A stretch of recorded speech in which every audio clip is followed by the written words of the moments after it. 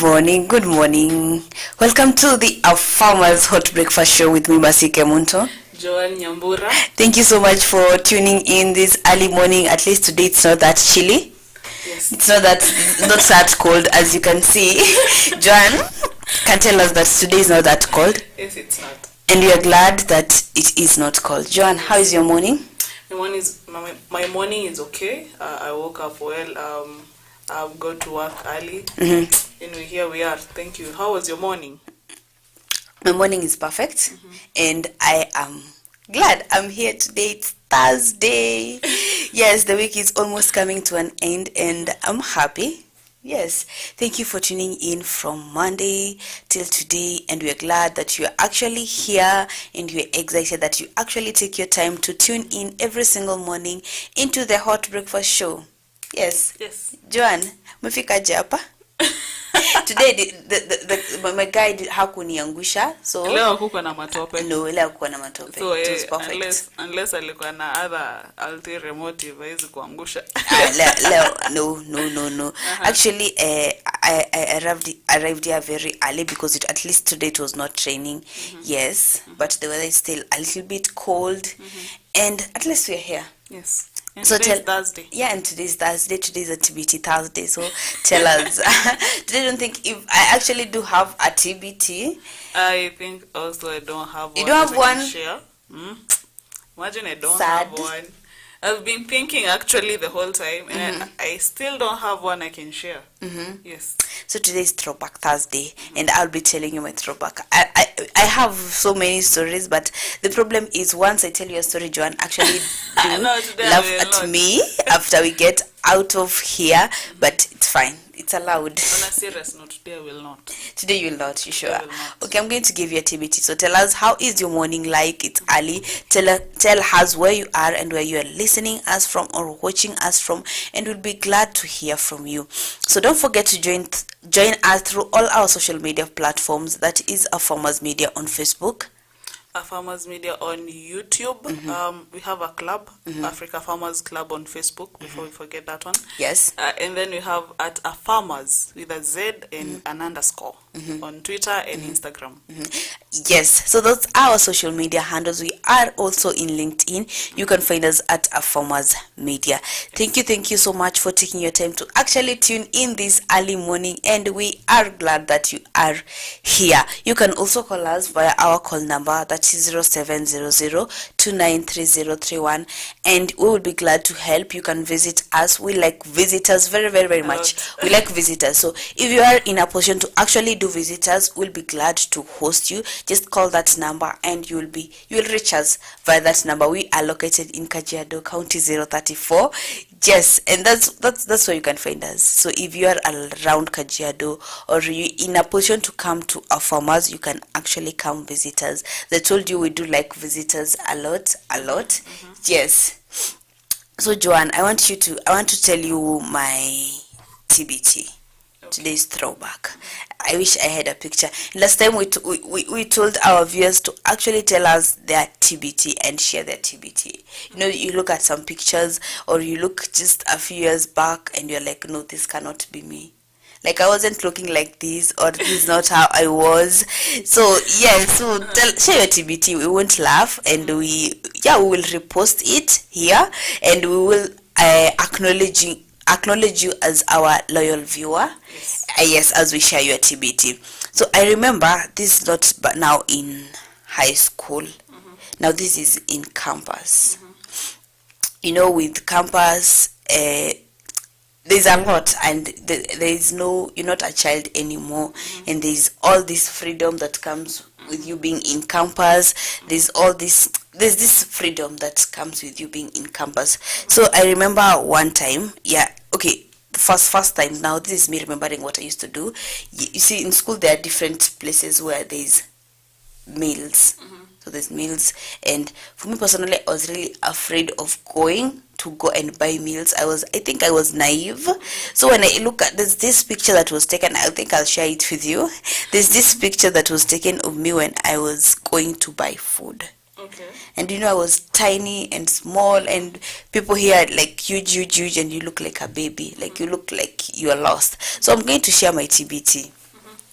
of what really happened. If I go past that, John is going to laugh at me, but I will finish for you that story of what happened, but I'll share the picture. Yes, I will finish for you that There's something story. with Afarmers hosts and leaving me hanging with your stories. I do not understand. Why do you have to do that to me? I will share that story. Don't worry, don't It's worry. okay. We I'll will share. wait anyway. Yes, yes. So thank you so much. You want to go into the traffic updates? Tell us how your morning is like. And the other day we were talking about our viewers taking care of themselves and actually driving safely to wherever you are going, and also having a car roadie, a roadworthy car. Yes, that's just for your safety, not even a matter of maybe inspection or something, just for your own safety, because a car sometimes can really disappoint you. Maybe you're going somewhere and it just breaks down to the point of you don't have any other option unless taking it to the garage. So just take care of yourself as you drive on these roads. Just be careful, drive slowly until you arrive to your destination safely. Yes, that's one thing that we actually do insist. Apart from other things that we insist, your safety also matters to us, because you are important and you too matter to us. Yes, that is true. Yes, so onto our roads this morning, onto our traffic updates. I want to go to Mombasa Road. Mombasa Road is an extreme spot because the road is actually clear, so people are driving like crazy. I was reading a tweet the other day. Someone was saying that we need to, like, there's a way that you move from town city center all the way to Mlolongo in less than 15 minutes because of the expressway. It's like clear. So Mombasa Road is like really clear. Alafu Muthaiga is moving really slow. Thika Road today is clear. Actually, it looks suspicious. You know, when you're used to it. There is a thing I realized. Even but here, it's almost end week, so even here in Kitangela, there is no traffic. There's no traffic. There's no traffic. Yes, I don't know. There's a thing with almost coming to a weekend. And there are no people. People are actually going, is it Sunday? When you're coming to work, did you see a lot of people the way we see them every day? No, not really. Exactly. Actually, what's happening? No People are going somewhere and So there's a tweet that's saying, who is this person who allowed these matatus to form a business station at the junction of Moi Avenue and Kenyatta Avenue, making wrong turns? Actually, there's a stage of matatus around Kenyatta Avenue and Moi Avenue, and it's actually causing traffic and making people have wrong turns, because unajua unafika hapo unachanganyikiwa. Yes. Actually, what I understand from that is that it's not there usually. Yes. Yeah, I think that's it for our traffic today. There's nothing so much, like, because the roads are clear this morning, but from Muthaiga, yes. And actually, one thing I came to realize, I love how the Mombasa Road has been named.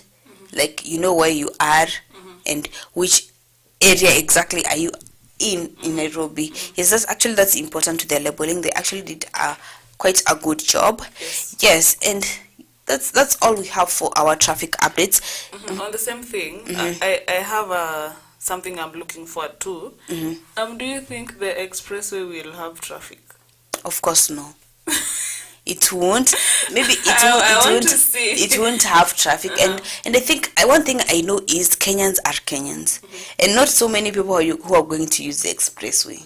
People will be like, you know what Watalipia expressway, so me I will remain on this other road. Yes, why should I pay? And most people are going to pay for the expressway. But I don't think if it's most people are going to use it, unless you are like a little bit in a rush, or maybe you're going somewhere. I think that's the only way that you can. Let us wait and see. I cannot wait to see that. Yes, it's something that has been on my mind, and I feel like I really want to see what will happen. Yes. So there's a very sad story that is actually trending today. We have body of an athlete called Mutua. What? She's 28. She was murdered. Yes. She was murdered because her body was found in her house in Lily's estate in Iten. So the story is that the DCI in Iten, led by Detective Andalo Munga, said police are treating towards Ethiopian lover who is also an athlete identified as Iskander, and who goes by the name Kokify on social media, as the prime suspect in her murder. He's believed to have flew back to Ethiopia after killing Miss Mutua. Yes, that's a very sad story, because I don't know what is with people actually murdering their lovers. Yeah. This thing, and for another story that happened yesterday, there was a GQuat student who was attacked. Yes, in Juja, and was actually killed. But this guy was confirmed dead on arrival at a dispensary where he was taken to, and he was in an accompaniment of his girlfriend, but the girlfriend survived, but they were attacked. And the students are actually demonstrating, saying that it's not fair, whereby you come to school to learn only to end up dying, only attacked. What happened? I think the guy was attacked on his way back to the hostels or to his house. Yes. But I think I don't know why that happens to students, because also when I went to school, that was an issue. That was a very big issue, and many people didn't understand why we were striking back then. But then you come to understand that this person was your friend, and they did nothing wrong. They were just attacked for nothing, and you see a bright future for this person. Only to realize that it's sad. Gone, and they did nothing wrong. It just happened to them. It's really sad, especially raising a child to go to campus, to the campus level. Do you know how much you have invested in, and you're just waiting for maybe at least to see something good come out of them, because you actually can see it. These are very devastating moments, actually. I think mostly for parents, because it's sad. It's sad because that is one thing that you actually don't sit as a parent and expect that it will happen one day. And I don't understand what is going on, because I can say it's a society problem, because if we are having this many killings these days, it's there's something wrong with the society. Not basically even the parents, not the society. And I think one thing that people should know, it's actually okay to talk out to a person if you're experiencing something, if you're going through something. I think the best thing to do is talk. Find someone to talk to, find someone to confide all this information to, because it's important. Because at this point, maybe it reaches a point where you can't control yourself. I'm not maybe trying to side with these people who are doing actually these acts, but at some point you actually think maybe someone is going through a very bad mental issue, mentally, because most of it happens mentally, of which it's not a justification of whatever is happening, but it's good to find someone to talk to before it gets to us. Yes. It's important, actually, to find someone to talk to before it actually gets to us. Yeah. And there's so many platforms you can use they're online, and you can check other people's stories. That is why we say don't get comfortable. See, there's so many people who have gone through that. Basically, what we say is that you might not be the first person to go through something. Yeah. So maybe a million other guys have gone through it through the same thing. Yeah. Made it. So be open about it. If you can, get to online and see maybe other people who have done the same thing. Visit those platforms and seek help. Yes. Just generally seek help if you're just going through anything. It's a sad story, and we send our condolences to the affected families and friends.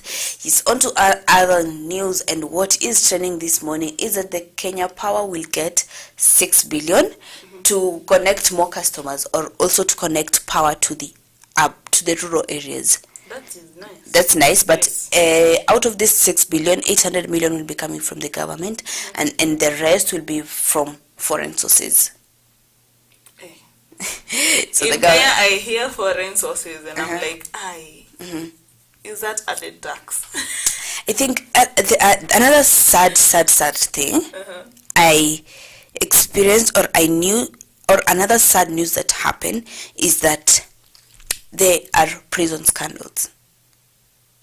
Prison scandals whereby this prison actually are given a lot of money, but now the money just disappears into thin air. Yes. So investigations by the ESCC are actually going on, and some people will be giving this information in detail after whatever they find out after their investigations. But I think it's sad because I do watch these documentaries, prison documentaries, and how these people are actually even living or even eating. They are normal human beings. They are human beings. Yes. Despite the fact that they made a mistake, they should not be treated as if Yes, I understand. they're already facing their punishment. Yes, they are already, yes, they have been confirmed guilty. Yes, they're facing their punishment, but there's some ways in which they are treated. It's not fair, and despite that, the fact that the government is providing money for these guys to be treated okay, a lot of money that people are actually gaining from what they're supposed to be fed using, or even clothes, even beddings and everything. Even toiletries. Yeah, and toiletries and everything. It's sad. If you get to listen to some of these stories, it's actually really sad.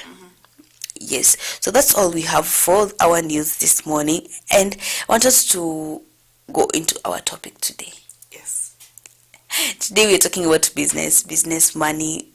Yes, because we said agriculture is a business. Yes. Today we want to talk about market structure now in the field of agriculture. And when we talk about market structure, it's a broad topic. Yes, it is a broad topic. We have different types of market structures that you're going to look at during the show. But I want us to venture to actually now narrow down to looking at the market structure in pre-production and production period. Oh, okay. Yes. And the other day we were just saying that for you as a farmer, while you're doing your own business plan, while you're doing all these things, it's actually important to start from the market going backwards. Yes.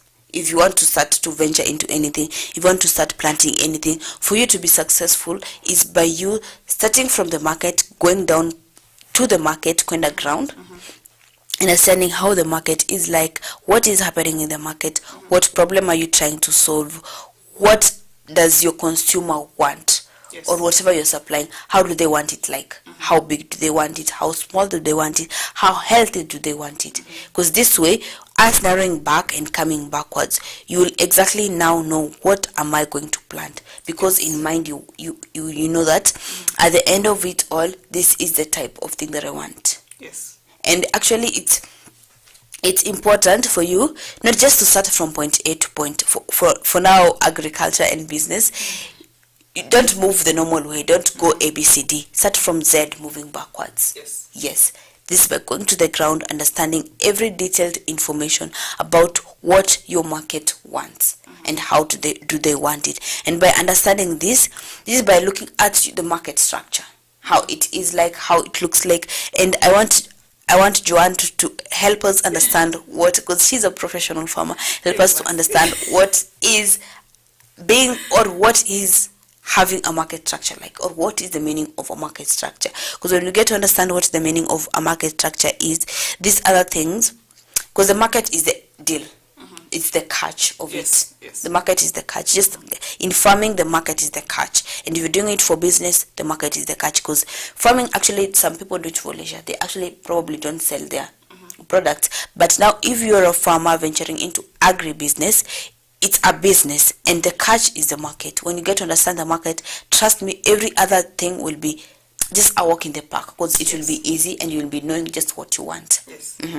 Take it over. Okay. What I would like to do is maybe read it, the actual Definition of a market and then structure. Explain it. It refers to how different industries are classified, differentiated based on their degree and nature of competition for goods and services. So basically, what really is considered is the goods and services and whoever is supplying them. So that is what is used to define the market structure. Yes. So basically that is, and the degree of what you have. Yes. You know, with market structure, I think it's broad, and we have four different types of market structures. But understanding the definition of a market structure is just you understanding everything else. Yes. Because with a market structure, this means that you have to understand the buyers, the sellers, the producers, and we also have intermediaries. Yes. Also getting to understand that.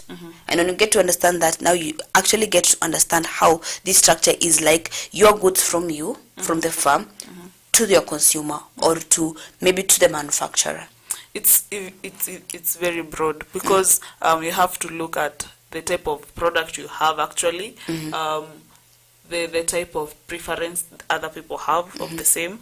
So basically, it's a very broad thing, and you cannot actually define a market structure. It's really hard to actually define it. Yes. So in market structure, you get to understand what is this thing that maybe the competition that is there in the market structure. Yes, the type of competition that is there. And when you get to understand the type of competition, you will know how to deal with it. Yes. And when you get to know how to deal with it, then you're good to go. Because with market structure is you being able to understand this is what I'm providing. But how many people out there are providing the same good as me? Yes. And how many people out there do they actually consume this good that I'm producing? Either good or goods, or either even services. Actually, sometimes when we talk about farming, we have logistics. Those are service providers in the field of agriculture. So this service that I am offering, how many people are actually willing to consume or take this service? And how do they want the service like? And how do they want the service delivered? Yes. When you get to understand all this, you also get to understand what you are producing and how you're going to do it. And when you get to understand the market structure, you get to understand all other things in agriculture. Basically, it's easier for you to get to the market. Yes. Like, as we said the other day, we're talking about here the journey between the goods that you have here at hand and them reaching the market. It's also another journey that you actually do undertake with a lot of risk depending on the type of good that you're providing. And in market structures, we have different types of market structures. And I think the first one is we have perfect competition. We have perfect competition. We have monopolistic type of market structure or competition. Now, let's just put it, because in market structures, we have competitions. And now these competitions are what entails on the market structure. Because when you get to understand all this competition, you will get to know how to do it. So we have perfect competition, we have monopolistic competition, we have oligopoly and monopoly. Yes, those are the different types of market structures and also competition that you're going to look at after we come from this short break. Don't forget to continue listening in. If you're just tuning in, this is the Afarmers Hot Breakfast Show with me, Masi Kemunto. Joan Nyambura. Just forget to send us your TVTs. Yes, we'll be back shortly.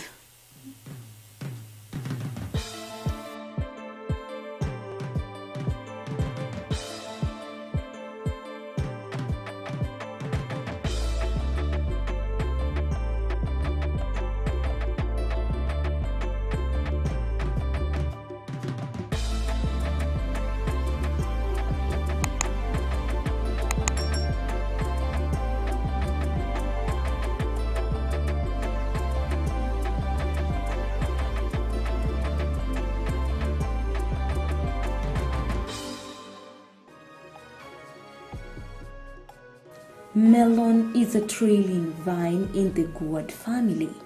The word melon can refer to either the plant or specifically to the fruit. Watermelon is a type of melon that is sweet and refreshing fruit. Watermelons can either be grown on home gardens for small-scale farmers or large-scale, depending on market demand. You can either transplant or plant watermelon seeds directly. For best performance, plant watermelons in hot, sunny locations with loose, fertile, well-drained soil that is rich in organic matter. It is best to plant watermelons on raised rows and ensure that the soil pH is between 6.0 to 6.8. On average, it takes around 3 months for a watermelon to grow from seed to mature fruit, with smaller varieties having shorter growing times than larger varieties of watermelon. Watermelon growing, if done rationally and on a scalable basis, can be a good source of income.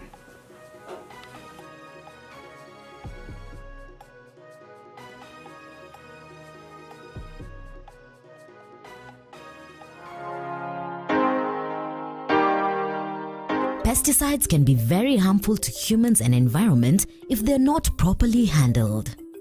Safe handling of pesticides involves proper selection and careful handling during mixing and application. However, as useful as they are, they're inherently toxic. Here are some ways you can handle pesticides for your own safety, your farms, and the people around you.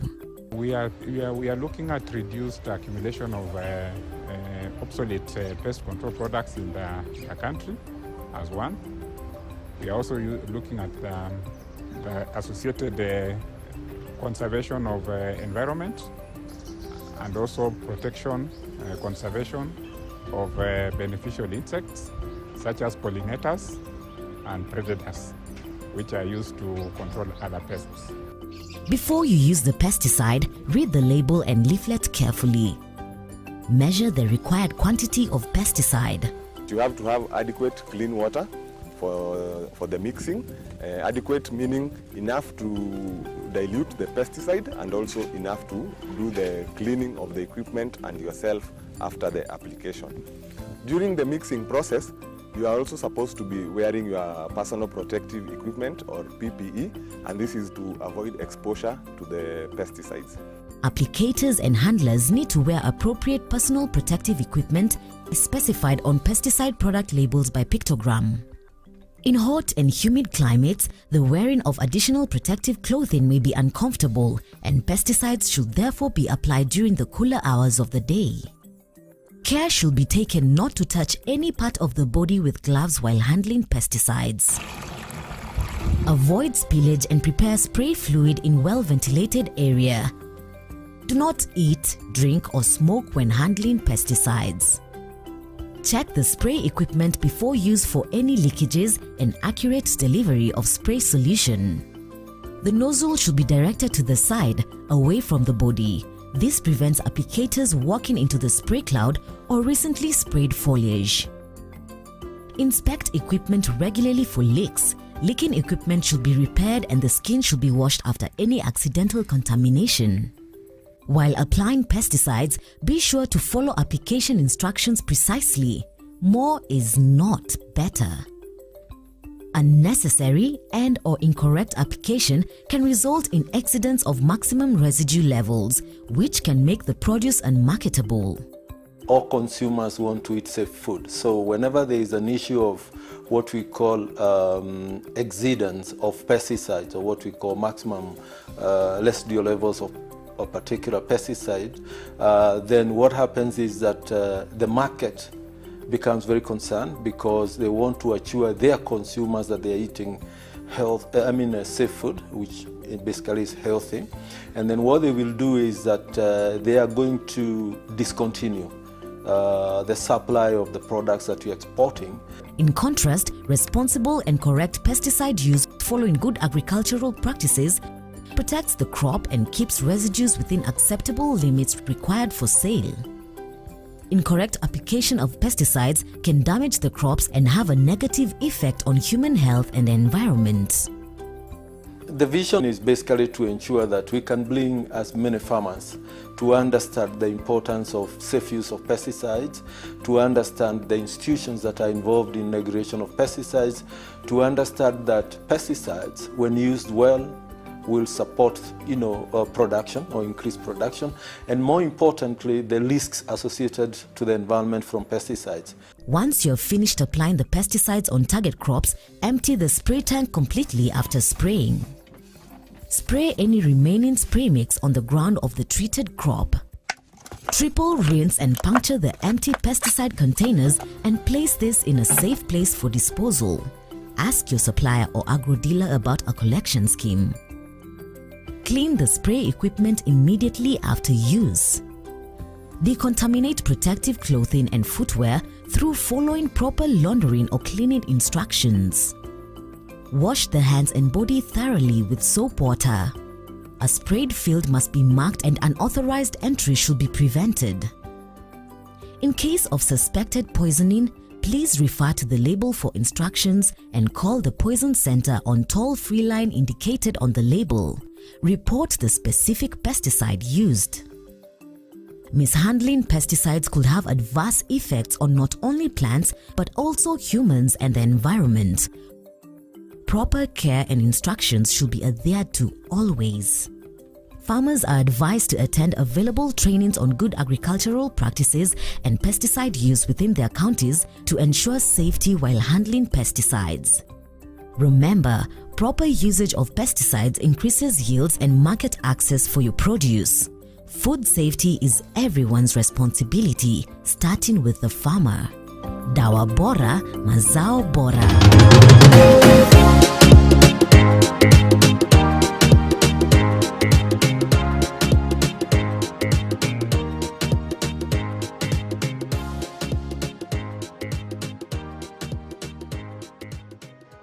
Celery is a marshland plant that comes from the same family as carrots and parsley. It has long, firm and pale green fibrous stalks and grows in bunches of approximately 8 to 10 centimeters. The stalks taper into leaves at the top. When planting celery, it's best to ensure that the soil is enriched with compost and with a soil pH of between 5.8 to 6.8. It is also important for celery to grow in moisture-retentive soil. Lastly but not the least, select a site that receives full and direct sunlight. Celery needs about 130 to 140 days to mature between seedling and harvest. Growing celery is generally considered to be an ultimate vegetable gardening challenge. It's easy to grow, but has very specific needs.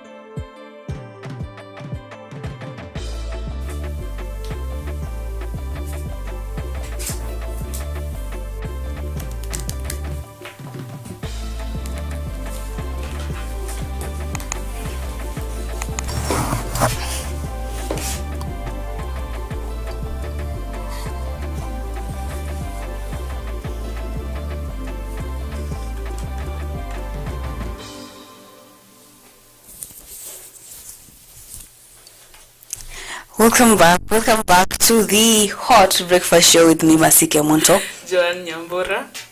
Thank you so much for tuning in, and we're glad that you are here up to this moment of the second part of the show. Yes. And don't forget to send us your TBT, and also don't forget to comment on our comment down section below on how the show is or where you're tuning in from. That is on Facebook, Afarmers Media. We're also on Instagram and Twitter at Afarmers with a Z. And also we are on LinkedIn and YouTube. Don't forget to subscribe to our YouTube channel. For those handles, you can see them scrolling down your screen below, or your phone, or how you're listening, you're seeing us. So they are scrolling down below, and you can follow us, DM us, and ask questions. Tell us about how your Thursday is. Tell us how your week has been, because tomorrow is Friday. Yes, you're coming to our weekend, and thank you so much for tuning in. And today we're discussing about market structure.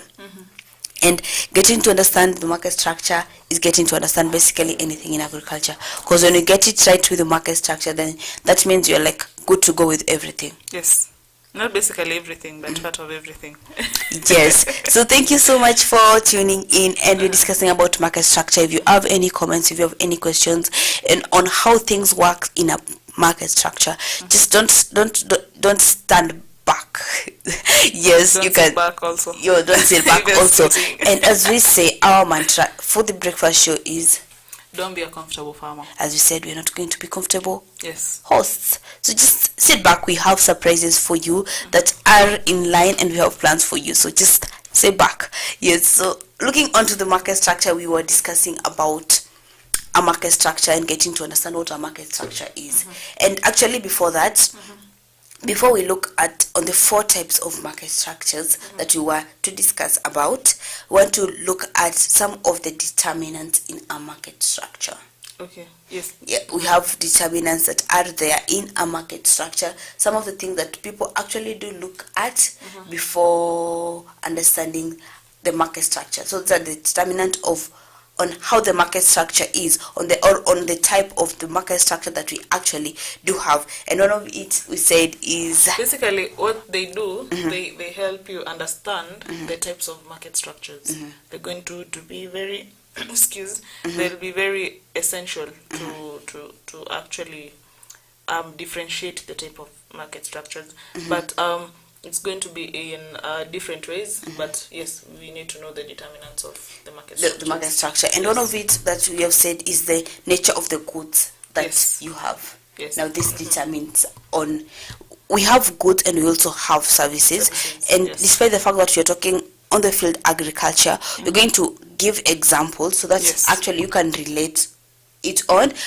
Some examples are not agricultural based, yes, but just want you to get to understand on the market structures. Yes. Because you might be having a good and you're not sure how even your market looks like, or how it is even. And the nature of the goods and the products that you're selling, this goes or narrows down to even the size of it, even Yes. how it looks. If it's greens, how green are they? Have they started having some to yellow patches? Yes. You have something to say? You think that Actually, it's basically what you've said, the nature of the goods. How does it look? Where is it coming from? How accessible is it? Basically, those things. The nature of the goods and products and services. Yes. Yes, and the nature also goes in terms of even if it's your maize, how it is or how white is it. Even it actually narrows down on how you actually do handle your crops. Yes. Because with the nature of goods, it goes back to you as a farmer. How Yes. did you plant them? How did you take care of them? And how your crops come out? That's on you as a farmer. Yes. Because you had the opportunity to go to the market, understand it, how it wants it, and you coming to produce it. Yes. So you maybe ignoring or maybe just think that I'm going to plant it and I know they're going to come out perfect. Maybe the kind of perfect they're going to come out is not the kind of perfect that the market wants. Yes. In the market, the type of structure that you want for your market. Or Yes. or on the type of structure that you want or is in the market. Yes. And another determinant is the number of sellers. Yes. Now this is a broad one because I'm producing beetroot, you are producing beetroot. Like all these people are producing beetroots. Now this will determine on the type of competition that is in the market. It also helps define some of the types of markets by the number of sellers. Like, is it the same product? How many sellers are producing it? How many sellers are actually bringing their products to the market, to the market? similar products. Yes. And now the number of sellers actually does not affect the market because what affects the market is the demand that is in the market. We may But be basically, having when it comes to the types of market structures, the number of sellers is going to affect because there are certain structures that are defined, but by maybe having just one seller of a product. Yes. So basically, it's going to affect, and you're going to have a better understanding of the market structure and how it actually look like. Yes. Another thing is the number of consumers. Now this goes back to the demand that is in the market. That is where we have the demand. The demand, yes. Now this is where we talk about the demand in the market. Yes. Now the demand in the market is the number of consumers that are actually consuming your good or your product that you have. Yes. And now when you get to understand the number of consumers, it also helps you understand on the amount of goods that you actually are going to produce. Yes, and also you get to understand on how these goods are going to be produced depending on the number of consumers. Yes. And also helps you to maximize your farm if you need more and just put in more effort if the consumers actually need more. Something like vegetables, these are an everyday commodity that actually everyone uses. So just have to be keen and consistent in producing it and also have that impact. Just be a unique farmer. Just impact your consumer such that when you give an impact to a consumer, this means that they're going to stick by because they know that there's no such good as that of Joan. And there's no such good, maybe oranges like that Joan produces. Yes. Another determinant that is in there in the market, we have also the nature of the product or the services that you have.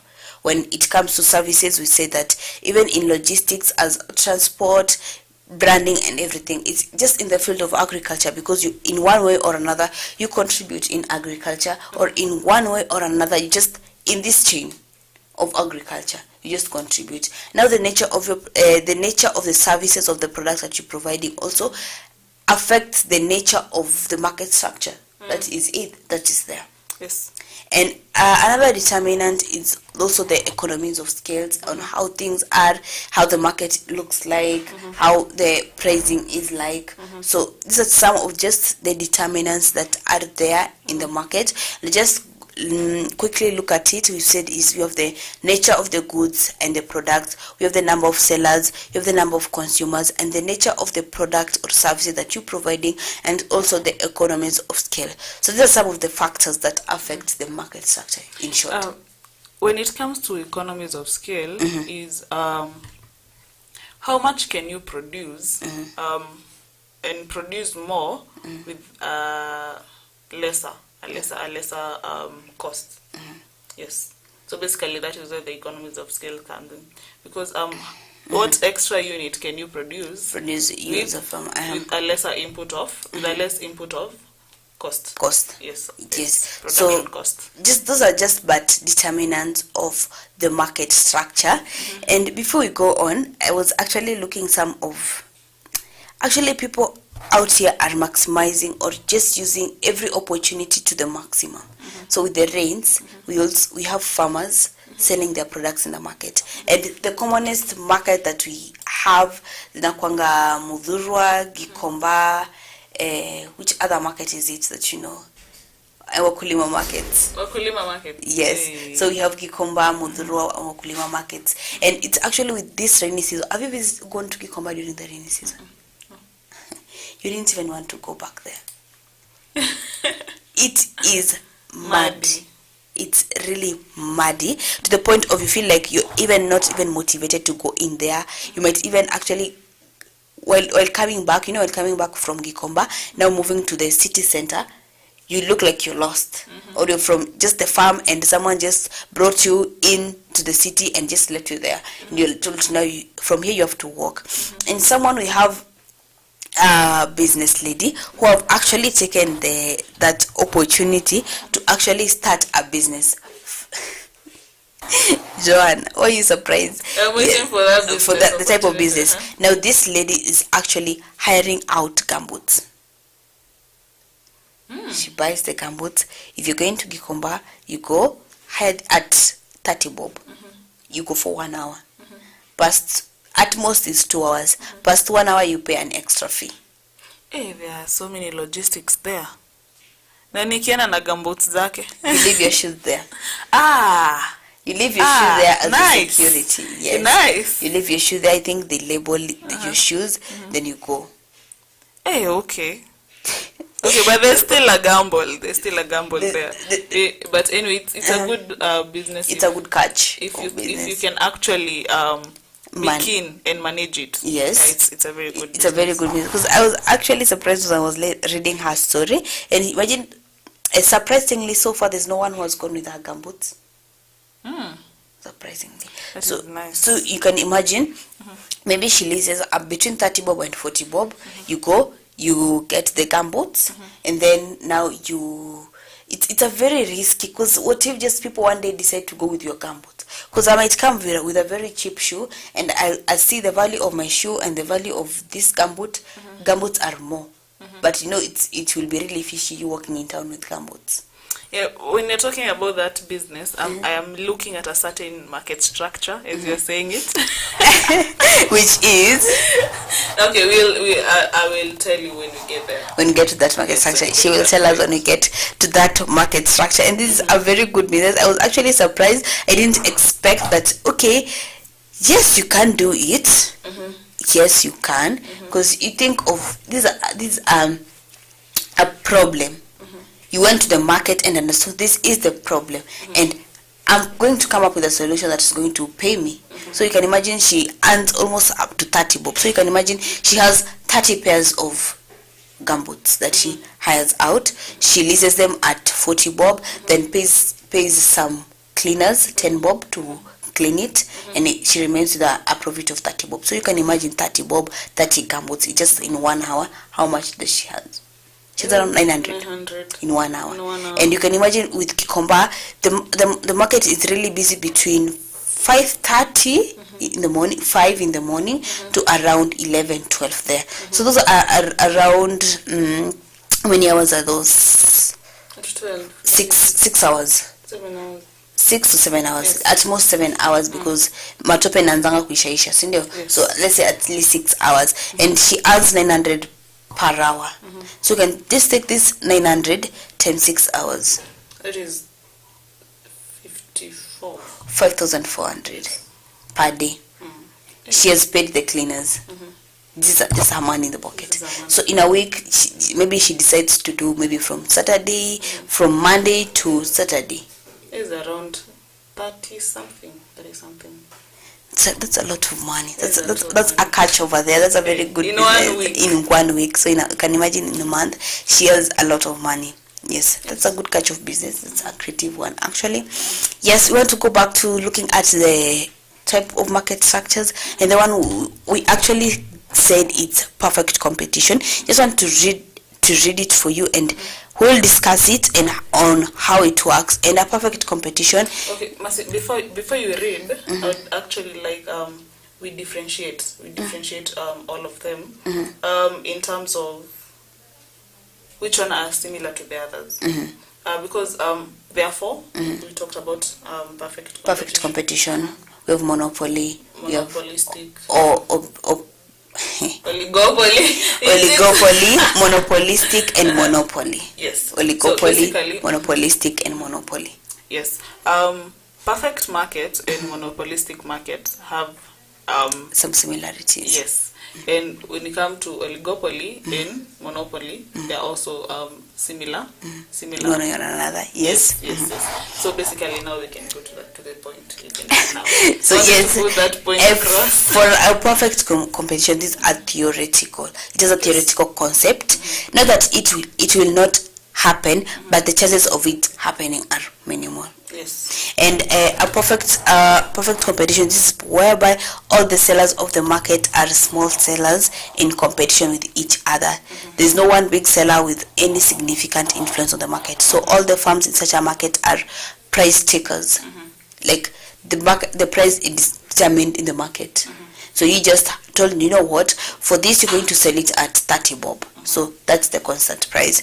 And there's certain assumption that this is the a reason where perfect competition market is pretty much a theoretical concept, as I just said, and the assumptions are that the products on the market are homogeneous, they are completely identical. And why we say it's a theoretical concept is because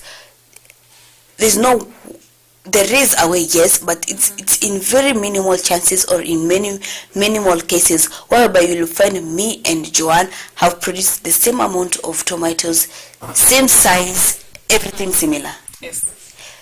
The chances are, yes, the chances of it happening is there, yes, but they are very minimal of it happening, because it's not a thing that will actually happen easily. It's not a common thing to happen. It's a very rare thing. And all farms only have the motive of profit maximization. That's true, because at the end of the day, when I go to the market, it means I have to gain the most profit. I just have to gain more profit as much as possible. In any possible way, I just have to have more profit. Even if I just have to get more profit than what I had anticipated to get, it's actually really important. Yes. And for this type of market, there is no free entry and exit from the. Oh, there is. Yes, there is a free entry and exit from the market, such as there are no barriers. Like, when I say there are no barriers, I mean that there's no hindrance that is hindering you taking the goods from the market and the consumers acquiring your goods from the market. Yes. And another thing and there's no concept of consumer preference. Like, no, that is where it gets hard. Yes. They're actually having the homogeneous and identical products, yes, and having no customer preference. So we have similar products, but we don't know what the customer really wants. Yes. So basically, when you talk about consumer preference, you mean you have your goods, your products, but then I might prefer your goods, or I might actually prefer you as a seller. Yes. Okay. Yes. So when you talk about perfect competition, that means I can't prefer anything.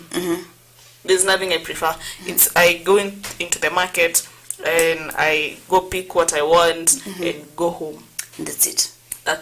It just happens. Just I went to the market, so I'm just going to buy this commodity. Not that I want it as much, but not that there's a way I want it, but as long as the commodity is there, that's good for me.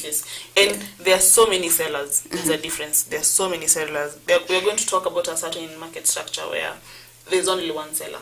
3 to 5 sellers at most. Or even just one person who's actually producing that product or service. But then here you have so many sellers and there's so many buyers as well. There's both actually. You have someone who's producing something at a very high. There are so many people doing it, and then there are so many people buying the same thing. You understand? Yes. These sellers also all hakuna yule ako like these products are we winning in my farm. Wacha niende niuze zinishie. No. Kila mtu anataka kusell and maximize the profit. And maximize the profit. There's no one who's saying, by the way, I'm going to sell this nini at a throwaway price. There's no single one. Like I sold I was growing these products for my own consumption, and then I have extra, so I want to take them to the market. I get something at least. Really, you see, maybe something of the sort. But then these guys, they are selling this thing to get profit, and actually good profit. Not just profit, just good profit. Good profit. So selling at a throwaway price, it's a no for them. Yes. Selling just for the sake of selling, it's a no for them. It's a no for them. Yes. So this a certain group in the market that's or a competition that is in the market. It's a type of a market structure. that is in there in the market, of Yes. which it happens, yes, but the cases are minimal. Then It's in there's rare cases. the other aspect of I might decide this month I want to sell this product. Yes. But then katikati ya the whole process I decide no, I do not want it. There is that. Just Like decide. there's no one you are affecting. There's, at the end of the day, there's no one who's getting affected by your choice. Yes, and yes, by Because your if choice. a farmer who produces, let's say, number of bags of maize, alafu they decide that one day I'm not going to sell it, in a one way or another it's going to affect someone. Yes, it's going to affect someone. But now for this type of competition, whereby it happens, whereby if there's a commodity that I have and I decide that I'm not going to sell it, that means that you are I'm not allowed. affecting any single person in the market. Okay, you might affect, but not as much. The impact is not as much, Yes. and actually the impact is not noticeable. Yes. Okay. Yes, and another type of, I think, another type of market structure that we have a monopolistic competition. Yes. Now this one is a common one. These are scenarios, these are common scenarios in the world. They do happen. Yes. They're realistic scenarios that actually do happen in the market. They're actually happening. In the market. Yes. And in monopolistic competition, there are still a large number of buyers as well as sellers, but they all do not sell homogeneous products. Now they sell different products. The products are similar, but all sellers slightly differentiated products. Yes. Now, if we can give an example, I think a very good relatable example is toothpaste. Toothpaste is toothpaste, yes, but we don't have one type of toothpaste. We have different types of toothpaste with different flavors. We have just herbal, we have normal, you see, with different brands and different sellers. That's a very good example of monopolistic competition. Yes. I want to go back a little bit. I said they are kind of similar. The perfect competition And monopolistic competition, yes. Well, now the scenario is we have many buyers when you have many sellers. Yes, but then the product is the same. Maybe it's the same. And the But demand then- is there in the market still. Yes. But then you can actually package it differently. You can actually do it differently. And there's the aspect of if a certain seller has market power. By market power, I mean is there's actually people prefer. Now there's the issue of preference. People actually prefer your product to the other one. If you go to the market, as you're saying, talking about toothpaste, there's one toothpaste where There are different there are different prices. Prices, But yes. the margin is Very little, yes, but it's there. And it's just toothpaste. It's still toothpaste. There's no difference. The toothpaste is toothpaste now. Now, whereby once someone gets to enjoy maybe the higher price, it's whereby they have a market power. Yes. What do I mean when I say market power? Your branding. How do you Yes. brand yourself out there? How do people know you? What is that one thing that you do so differently that makes you outstand any other seller like you? Yes. So that's what now makes you have a higher chance or a higher pricing than the rest. Because, with people, they do buy things in terms of reviews, and maybe I was told that this product is nice, so I'm going to use it because Joanne said it's good. So that's how people actually do take products. And when you have a very good brand name, when you have a good market power, this means that you get the benefit of it all, because now you are on a slightly higher, let's say an higher place than the rest of the others, because of your market power, because of how you outstand, because how you bring yourself, or even how you sell yourself out to the market. It's actually now what gives you that market power. It gives you the market power. So basically, when it comes to, maybe we can talk about a few agricultural products like crisps, potato crisps. There are so many different companies that have crisps, Yes. but now there's maybe one particular one that has this market power that most people buy from. They just see, at the end of the day, they are crisps. Yes, but there are certain crisps where they have regions. there's a company which produces crisps that has ridges. They're not the normal flat. Yes. They have a different shape. They have just like some ridges. Yes. So basically, that is the same product. That is potatoes. That is. But crisps. now, what is making you outstand? Yes. Now you have the freedom to actually change what you have. Like toothpaste. We have mint. We have there are certain varieties. Yes, there are certain companies which have bubbles. Bubbles. We have Toothpaste with bubbles. Yes. Also There's have herbs. we have herbals. Yes. Herbal toothpaste. We have black charcoal toothpaste. Exactly. Now that's just what makes you actually outstand. That gives you power because I think it's only one company that has the charcoal. Yes, so that makes the company outstand. Exactly. So basically, from the rest. Yes, there's not just that do variety. the normal things like any other normal company. Yes. Makes you outstand in one way or another from just how you do it.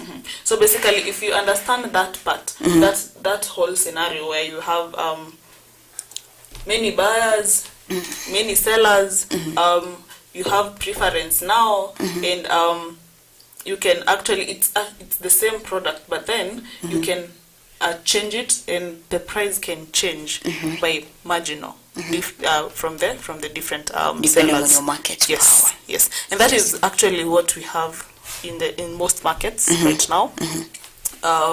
So yeah, basically that is monopolistic competition. Another example now, going back to farmers and agriculture, we have cereals. Yes. We have very different types of cereal, but then at the end of the day, they are cereals. And there's maybe one thing that makes you outstand, even how you package it, how you package your cereals, and how you sell it. Because cereals are consumed by a lot of people, and cereals are cereals. We have beans, we have maybe mbaazi, we have dengu. All these are cereals that can be, if you're going to eat it with rice, you have like over 10 cereals to choose from. But now, even if it's rice, we have different types of rice. For example, we have pishori rice, we have sindano rice, we have basmati, we have all these types of rice. But now that is a monopolistic competition because that is rice. But then there's this one rice on how they do it. It outstands the rest. Yes. Even there's a type of rice that probably you can cook and you can actually even count it after it is cooked. And there's other one probably inashikana sana. So how you do it actually also affects your market power. Yes. And I think as a farmer, it's best to outstand. Not in a good way, but in a very unique way. You outstand in the market. In this way, you'll be able to acquire that market power. And trust me, when you do acquire the market power, then you have it. Yes, everything is just here. Now in the that is in the monopolistic market. That's if you're producing a commodity that's almost identical, that's actually identical, yes, but now your market power, it's what makes you outstand the rest. Yes, actually in monopolistic competition, market power only gives you a very small margin. But we'll go to another competition, and you will see market power actually controls everything. Like it's the main thing. Yes. Yes. So now another thing with monopolistic is that you being the seller, you are actually the one who set the price. You are now the price the price setter and not the price taker. Yes. You actually do tell. You're the one who decides on what price you're going to sell. Yeah. There's a range in monopolistic. There's actually a range. Yes, that comes that the sellers come up with. Because when you talk about toothpaste, there's a certain range. Haifai kupita hapa. Na haifai kufika hapa. Basically, but then there's that one.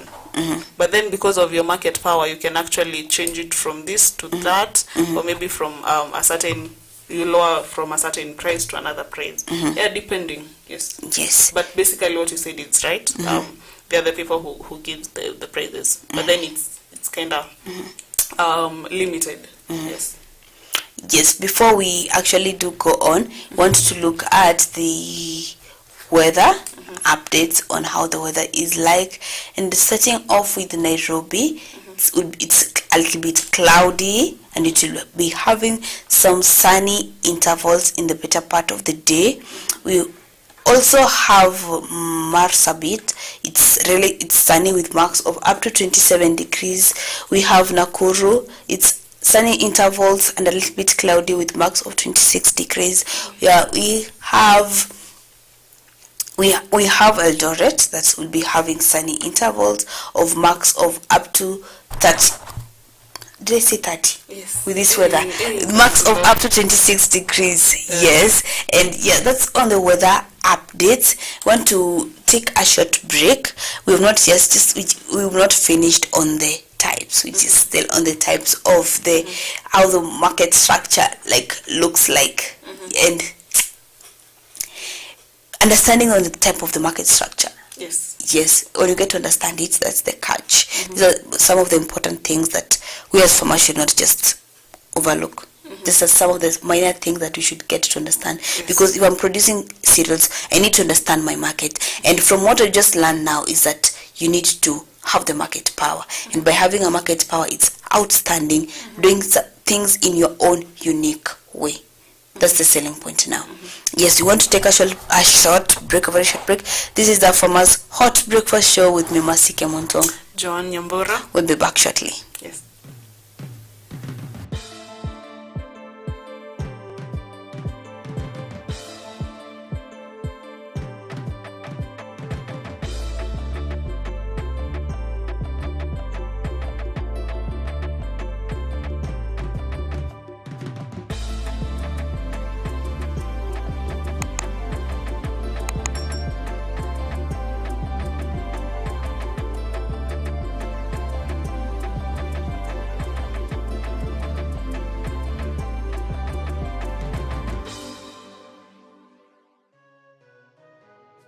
Eggplant is a popular versatile vegetable that is glossy and purple in color.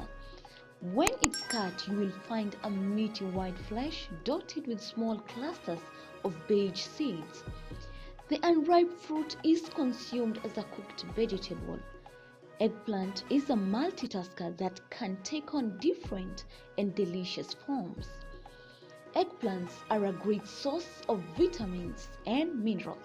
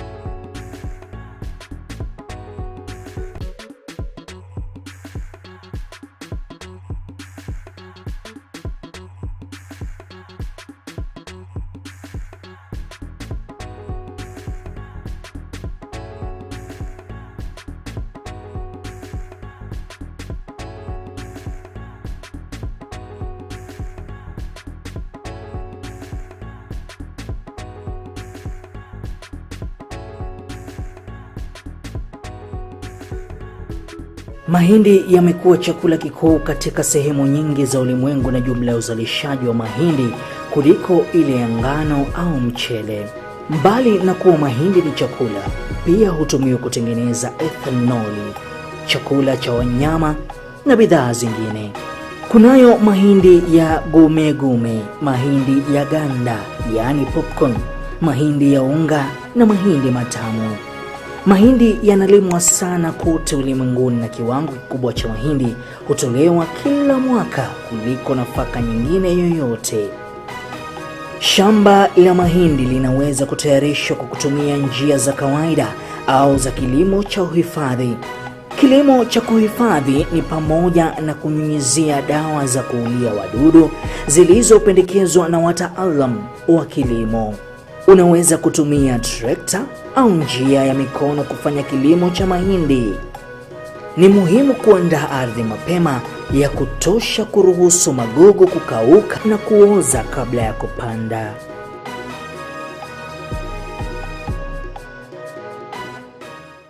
Beetroot is a highly nutritious root vegetable. The beetroot is the taproot portion of a beet plant. It is one of the many varieties of the genus Beta vulgaris, all of which are mostly grown for their edible taproots and leaves. Beetroot is a root crop that takes approximately 3 to 4 months to mature. Beetroot is a fairly easy crop to grow as long as the soil is well cultivated prior to planting. Beetroots do not enjoy wet, boggy or shady soils. Beetroot can be sown in trays and transplanted when the seedlings have 2 true leaves. Plant in full sun, space seedlings 10 to 15 centimeters apart, and rows 20 centimeters to 30 centimeters apart so they have room to grow. Beetroots are also ideal for containers or raised beds. Beetroots will happily thrive in small areas as long as there's at least 20 centimeters depth of soil. Beetroot has been used not only for food but also for treatment for numerous conditions.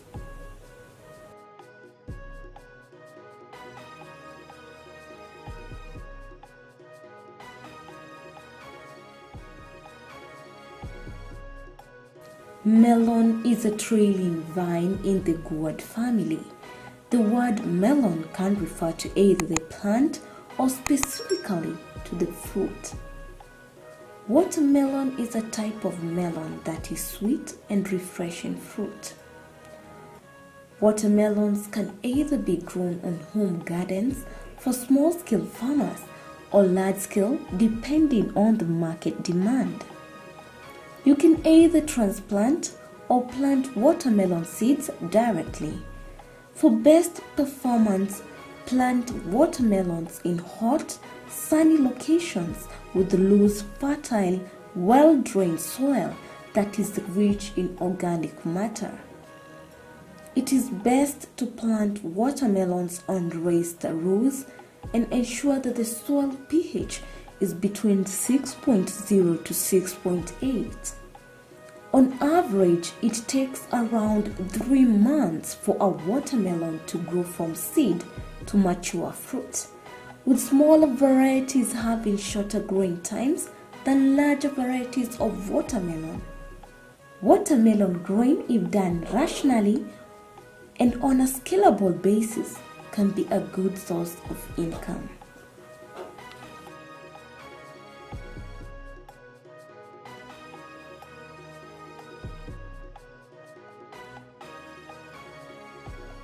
Agriculture is the art and science.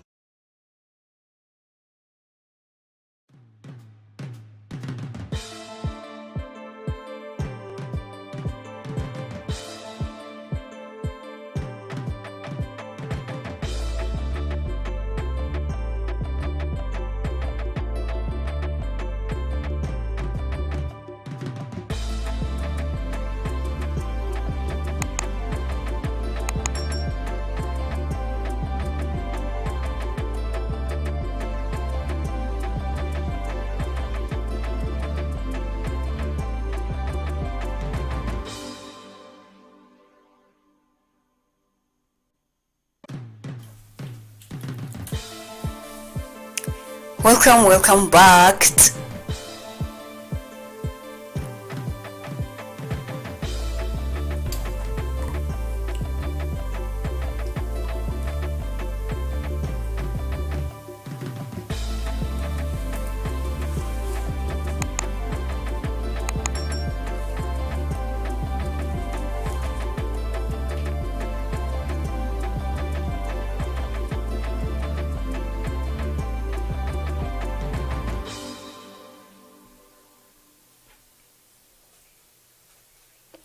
Welcome back to the Hot Breakfast Show, and this is the last segment of our show. Yes. My name is Masike Munto. My name is Joan Nyambura. Thank you so much. As normal, I am the young farmer, aspiring farmer.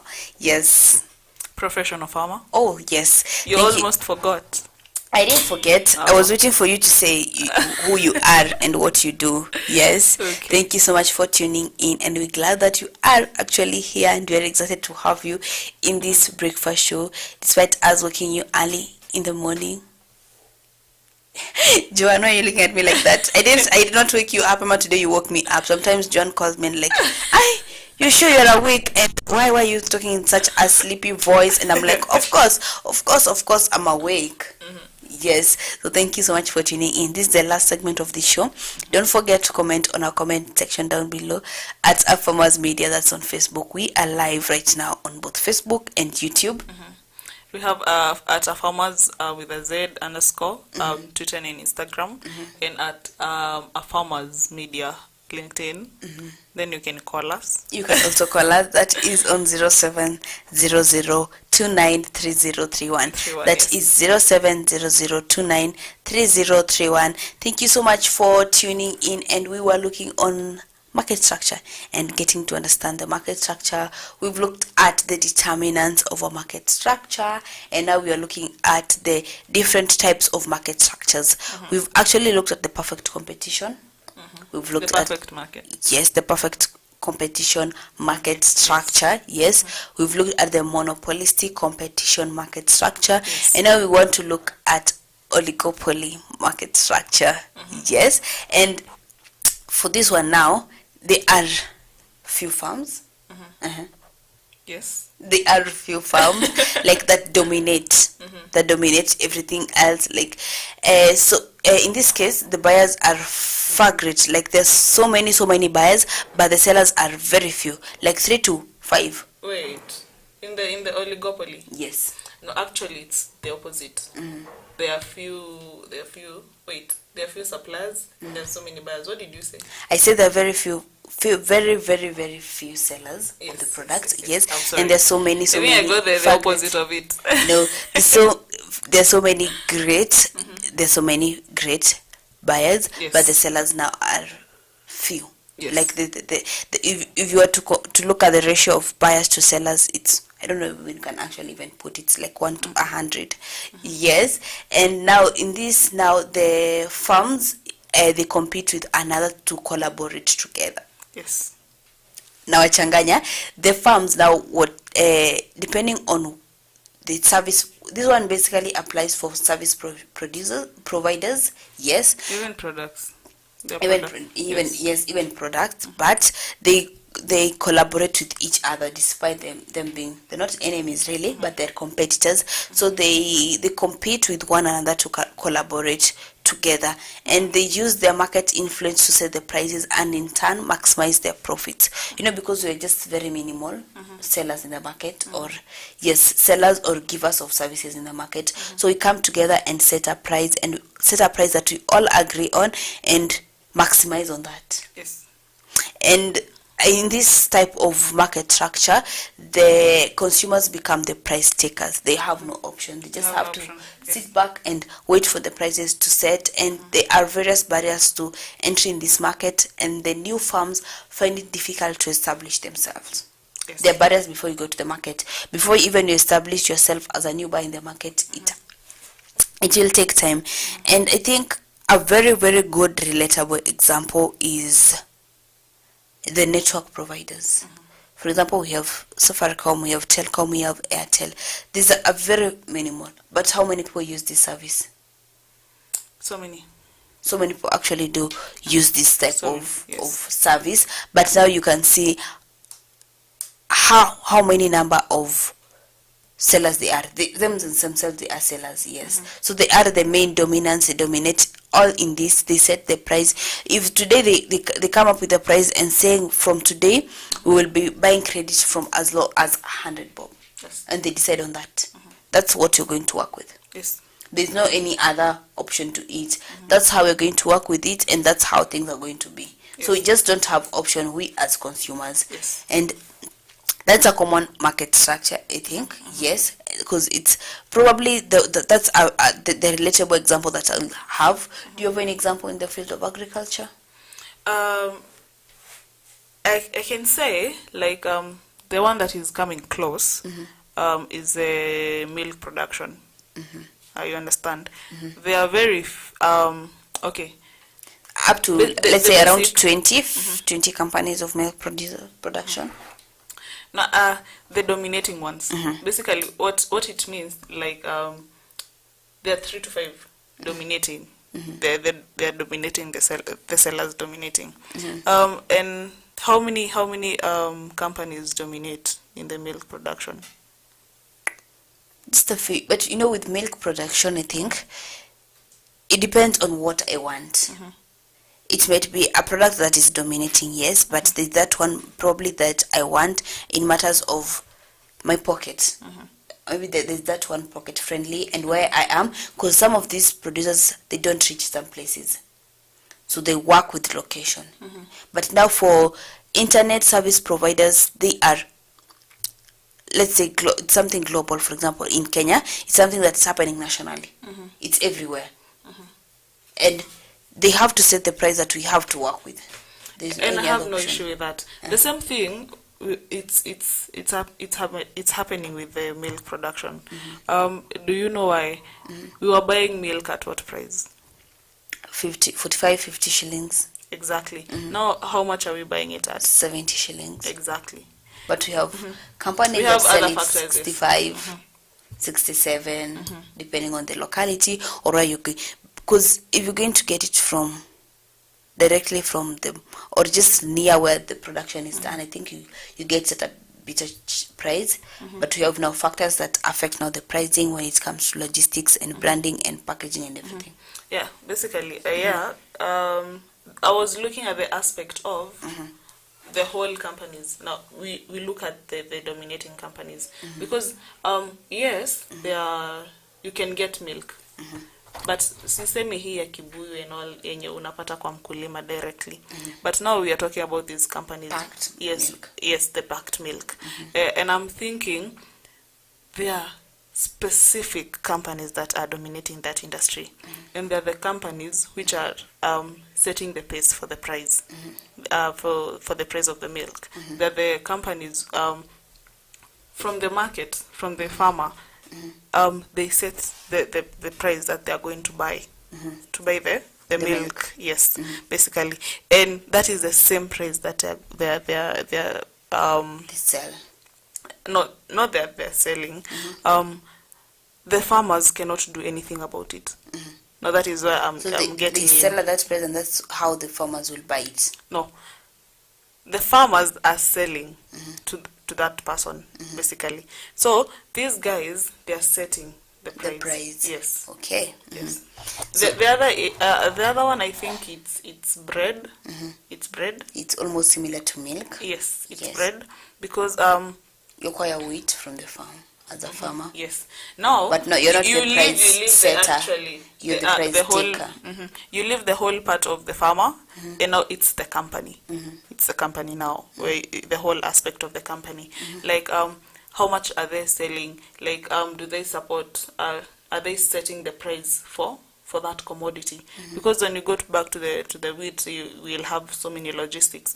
But then when you go to the company, and there are so many companies, bread companies that try getting there, but they never get there. That is the same aspect where certain companies will try to get into that fit in that level. Yes, but it's a little bit challenging for them. Exactly. It's very difficult for them to establish themselves at that point. Yes, the same thing with the milk industry. That is why I was saying the milk industry. Okay, there are so many companies that have tried to reach in some other companies' level. Yes, and they are not getting there because there are certain companies that are dominating.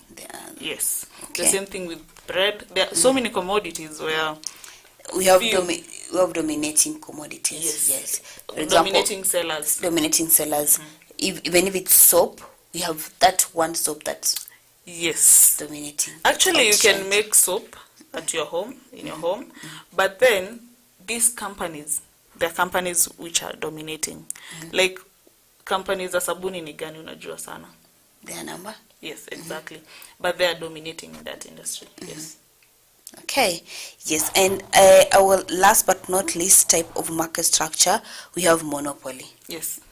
Now, monopoly, as the word just says, it's mono. Just one. There's only one seller. A single firm will control the entire market.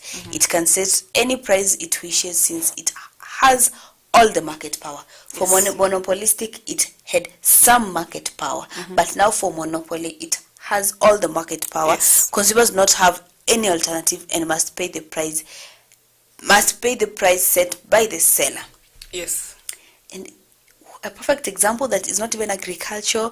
I don't know how you're going to get one agricultural example, because this is just one type of seller that's dominating, just one. Yes. And perfect example, we have Microsoft and Windows. Yes. That's just, it cuts globally. There's no any other person that's going to. It's either you're using Microsoft or just using Windows. Yes. There's no any other one in that market. Like, it's just them and them alone. Yes. So if we were to give it an agricultural example, is there one dominating farm that's dominating the field of agriculture? I don't think so.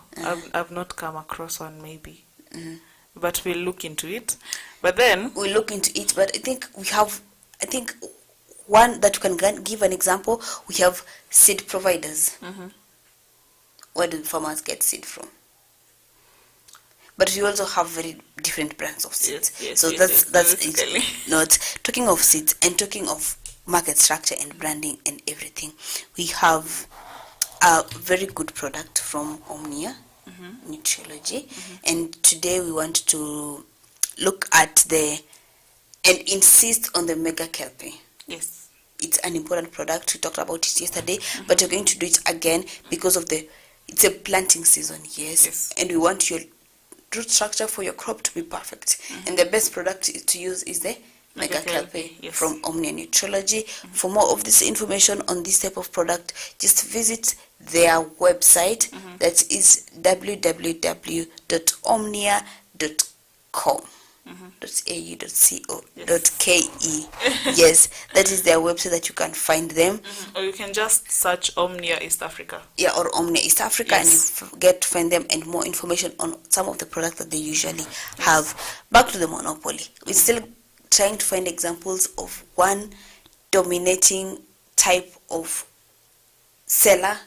I have one in mind in Kenya, but basically,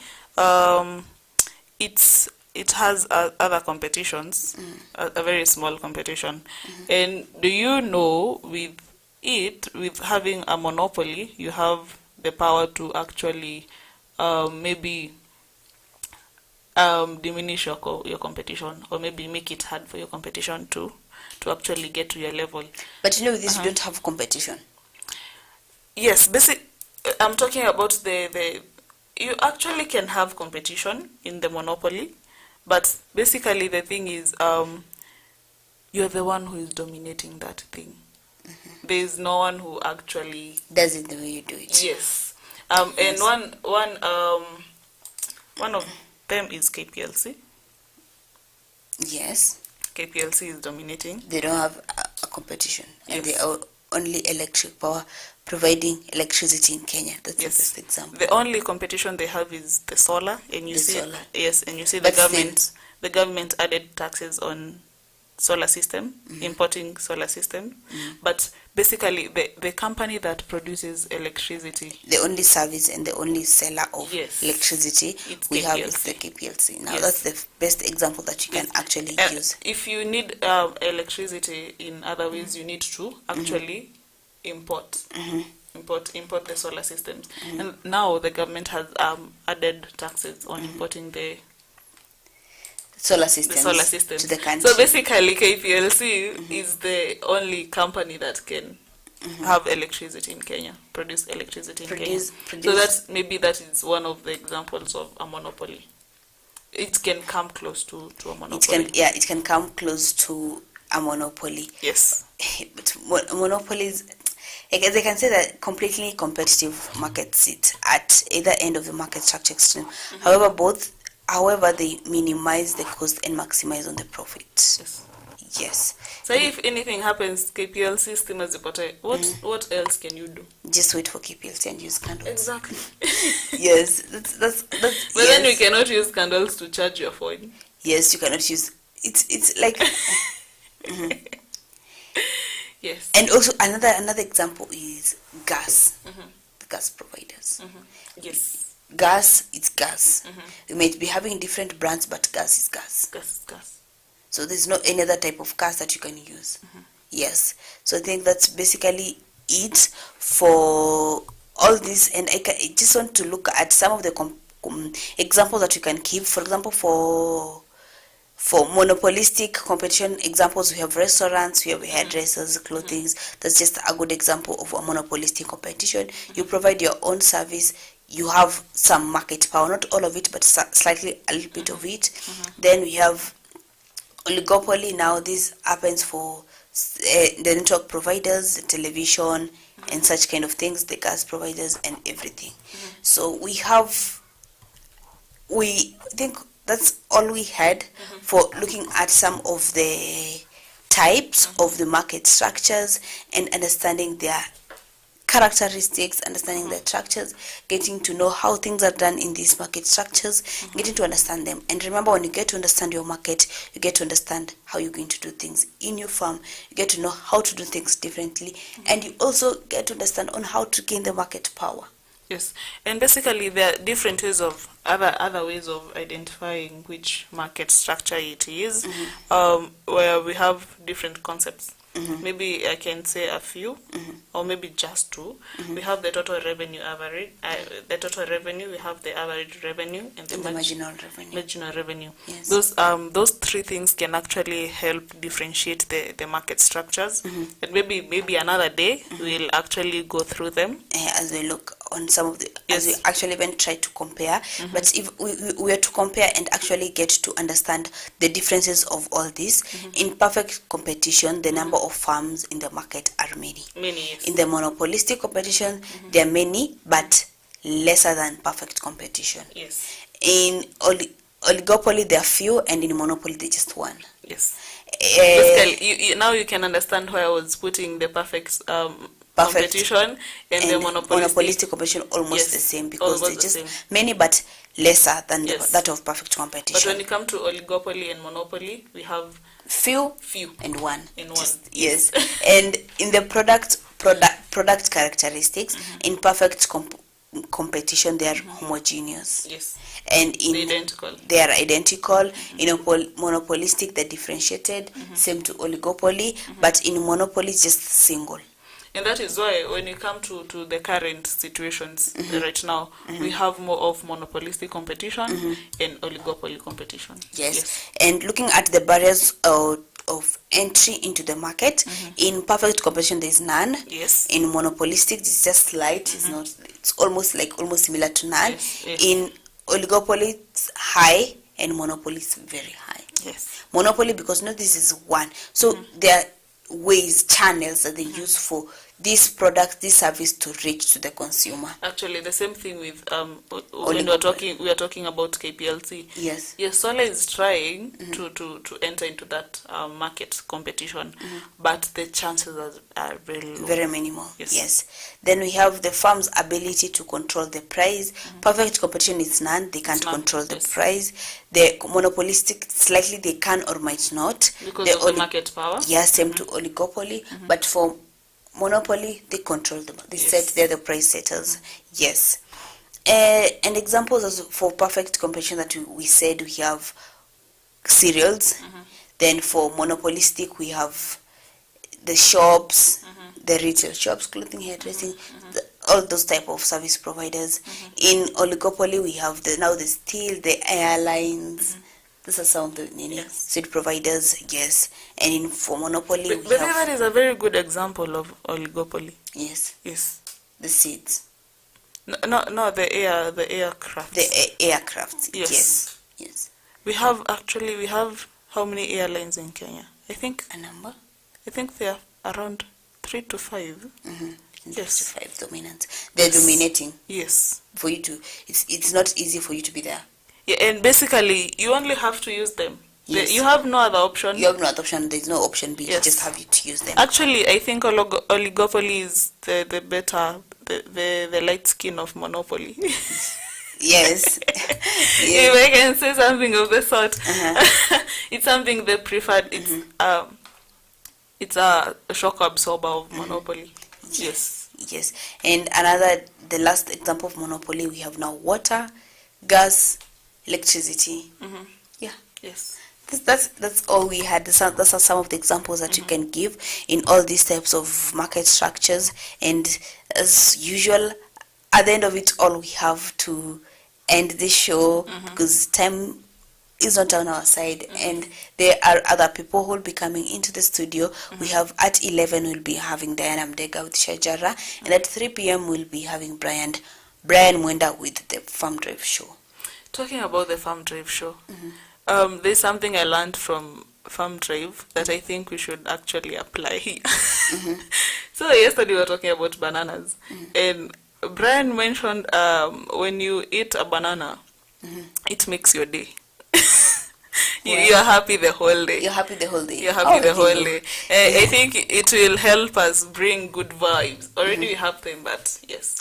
We have the good vibes, we have the good energy. Yes. We just want you to stick around and listen to us as you enjoy this show. If you have any question, just don't forget to DM us or even call us. And we're glad that you've stayed tuned from the beginning of the show till this moment, and we're glad that you are there. We also do appreciate you. Don't forget our daily mantra, which is don't be a comfortable farmer. Yes. Yes, last words. Mercy, there's something you're forgetting. There's a story you started. The story I'm You going want to finish you want to another day. leave us And hanging. the story I'm going to finish it another day. Aye, okay. Yes. Okay, it's Yes. okay. Yes. We will work with that. But basically today we had a very good topic and a very enlightening topic because not actually many farmers know about the market structure, and I think it's something that we need to understand and know about before we even, as you said, we are going backwards. You start from the market going backwards. Yes, This yes. way, it's very helpful. So if you understand the kind of product that you have and how you can actually maximize on it, and maybe if it's not working for you, maybe you can look for maybe another product that will give you maximum profits and less competition. Yes. Thank you so much, Joanne. Thank you for that. And we are glad that you are here.